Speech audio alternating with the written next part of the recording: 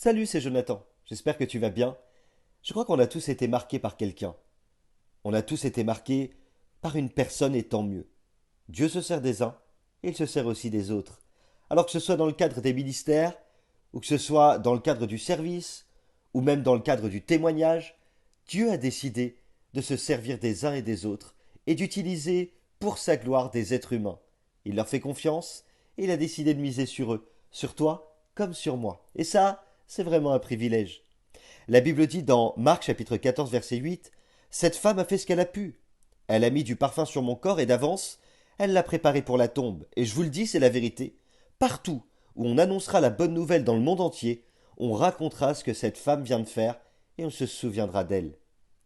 J'ai été marqué dans mon adolescence par une femme de prière, une femme d'intercession, une femme de conviction. Et je me rappelle encore que cette femme était fortement attachée à la parole de Dieu. Elle a été pour moi un véritable soutien.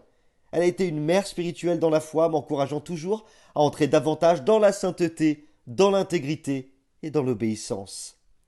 C'est une femme qui a été marquée par beaucoup d'humilité, une femme de l'ombre qui priait et intercédait dans l'ombre, mais marquée par une lumière incroyable qui encore jusqu'à aujourd'hui reste gravée dans ma mémoire et dans mon cœur.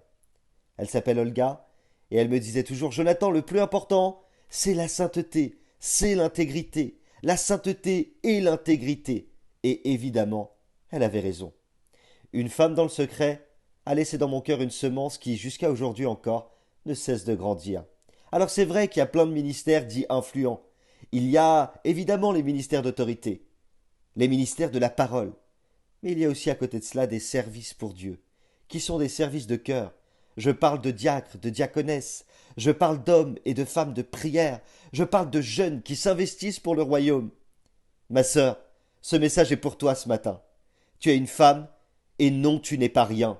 Et oui, tu as de la valeur, ton service est important. Alors voici mon conseil pour toi.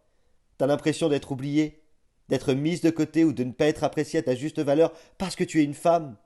Tu sais comme moi que les femmes dans la Bible ont changé des histoires et parfois même des destinées, la destinée d'un peuple. Qui sait ce que Dieu va faire avec toi? Aujourd'hui, continue à faire vivre ce que Dieu a déposé en toi. La chose pour laquelle tu te lèves le matin, la chose qui te motive et cet amour qui est lié à ton service, pour ce que Dieu a déposé dans ton cœur. Continue, ne t'arrête pas, persévère, car au temps convenable, tu vas récolter les fruits de ce que tu as semé. Tu n'es ni trop jeune ni trop vieille pour Dieu. L'âge ne compte pas, mais ce qui a été déposé en toi l'a été pour que tu puisses aussi le partager à ta manière. Alors que ce soit nos enseignants, nos dirigeants, nos conseillers, nos missionnaires, nos pasteurs ou même nos chrétiens, derrière chaque grand homme se cache aussi une grande femme. Et cette femme, ce matin, qui c'est? C'est toi. Toi sur qui Dieu veut compter plus que jamais. Alors lève la tête, car Dieu veut se servir de toi, ma sœur. Et n'oublie pas, Dieu a mis son potentiel en toi.